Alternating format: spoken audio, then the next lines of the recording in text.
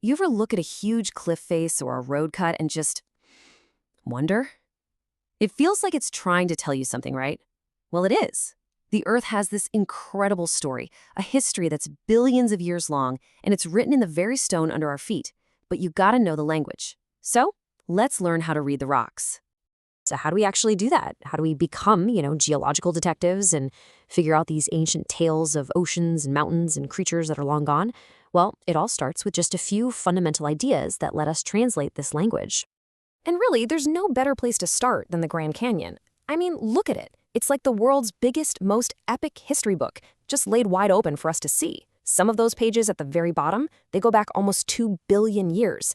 Every single layer of rock is a different chapter, and by looking at them, we can literally see through time. The oldest stories are buried the deepest, and the most recent stuff is right there at the top. Okay, so to understand this history book, our first and probably most important tool is to think of the Earth like a giant geological layer cake. This right here is the golden rule of geology. It's called the law of superposition, and it's such an elegant and powerful idea. Basically, as long as nothing's come along and flipped the whole thing upside down, whatever is on top is younger than what's below it. Simple, right? But believe me, this one idea is the foundation for pretty much everything else we're about to uncover. So here's the key. Think about sediments like sand, mud, and silt. They settle out of water or air, and they form these flat horizontal layers. One layer gets put down, then another one on top of that, and then another, just building up this incredible record over millions and millions of years. Let's just break it down with this simple diagram, okay? Layer 1 had to be there first for Layer 2 to have something to sit on. Then came Layer 3, and finally, Layer 4 got plopped on top. So if you were to drill down through this, you'd actually be traveling backward in time.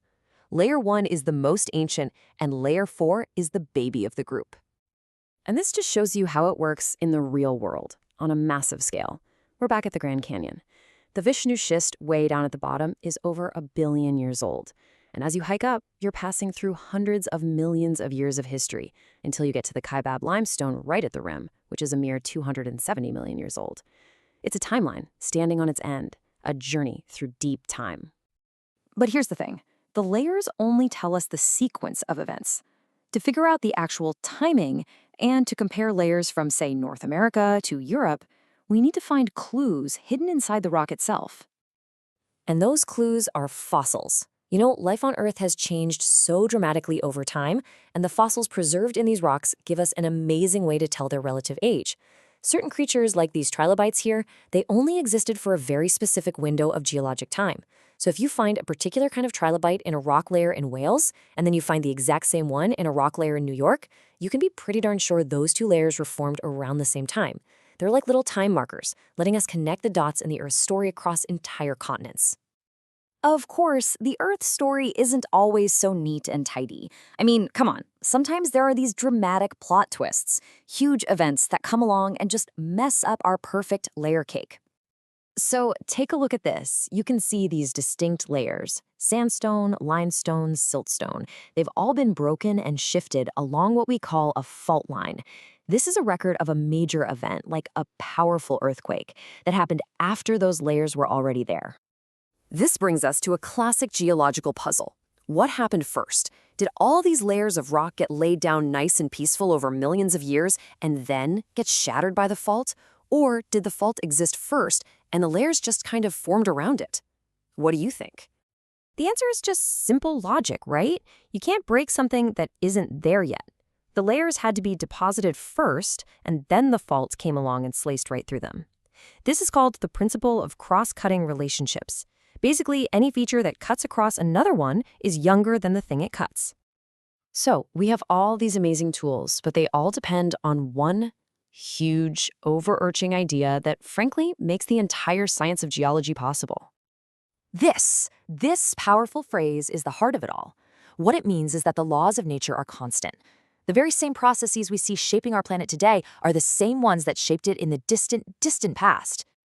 This whole idea has a name: uniformitarianism. It just means that the same natural laws and processes that work in our world today have always worked in the past. So when we see sand dunes forming in a desert today, we can assume that an ancient sandstone was formed in a pretty similar way. This lets us use the present as our guide to unlock the secrets of deep time. So there you have it. That's your basic toolkit for reading rocks. Just remember, the oldest layers are at the bottom. Fossils help you match those layers across time and space.